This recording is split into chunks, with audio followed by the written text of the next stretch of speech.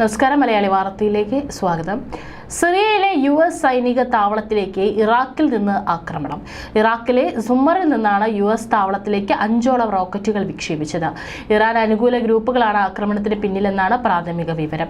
ഇറാഖിൽ ഇറാന്റെ പിന്തുണയുള്ള ഗ്രൂപ്പുകൾ നടത്തി വന്നിരുന്ന ആക്രമണം ഫെബ്രുവരി ആദ്യ ആഴ്ചയോടെ അവസാനിപ്പിച്ചിരുന്നു.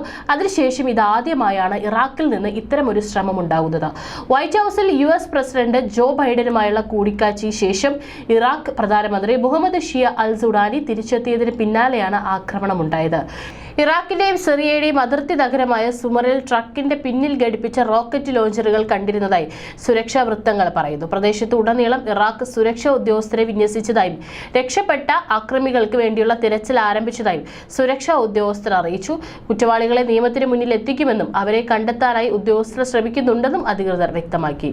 ഇറാഖിലെ സൈനിക ഉദ്യോഗസ്ഥരുമായി ആശയവിനിമയം നടത്തുന്നുണ്ടെന്നും US സുരക്ഷാ ഉദ്യോഗസ്ഥരും അറിയിച്ചു.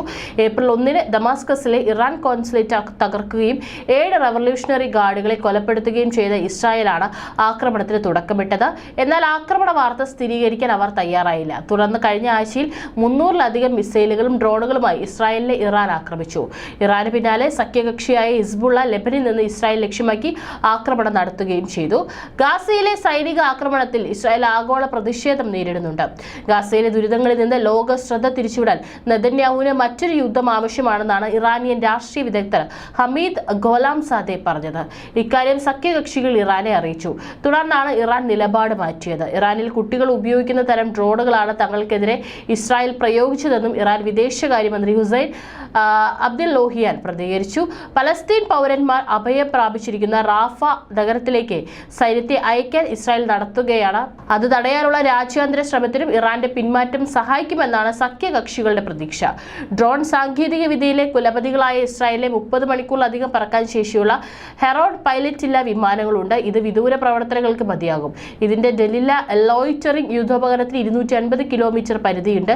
ഗൾഫിൽ നിന്ന് വളരെ അകലെയാണെങ്കിലും ഇറാന്റെ അതിർത്തിയോട് അടുത്ത യുദ്ധോപകരണങ്ങളിൽ ഒന്ന് എത്തിച്ച് വ്യോമസേനയ്ക്ക് ഈ വിടവ് പരിഹരിക്കാൻ കഴിയും. ഇസ്രായേൽ ദീർഘദൂര ഉപരിതലത്തിൽ നിന്ന് ഉപരിതല മിസൈലുകൾ വികസിപ്പിച്ചതായി പരക്കെ വിശ്വസിക്കപ്പെടുന്നു.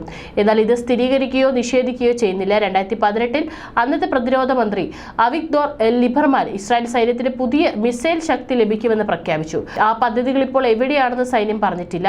ഇങ്ങനെ പുറത്തറിയുന്നതും അറിയാത്തതുമായി ഇസ്രായേലിന്റെ കയ്യിൽ നിരവധി വ്യോമ പ്രതിരോധ ഉപകരണങ്ങൾ ഉണ്ടെന്നാണ് റിപ്പോർട്ട്. യുദ്ധം ഒരു രാജ്യത്തെ നശിപ്പിക്കുമെന്ന സത്യം നമുക്കെല്ലാം അറിയാമെങ്കിലും പുതിയ പുതിയ പ്രശ്നങ്ങൾക്ക് കോപ്പ് കൂട്ടുമ്പോൾ ഇരു രാജ്യങ്ങളുടെയും കയ്യിലുള്ള വ്യോമായുധ ശേഖരണങ്ങൾ ഇതെല്ലാമാണ്. ഏതായാലും ശക്തമായ തിരിച്ചടി ഏത് നിമിഷവും സംഭവിക്കും. അതെല്ലാം തന്നെ ലോകരാജ്യങ്ങൾ വളരെ ഭയത്തോടെയാണ് ഉറ്റുനോക്കുന്നത്.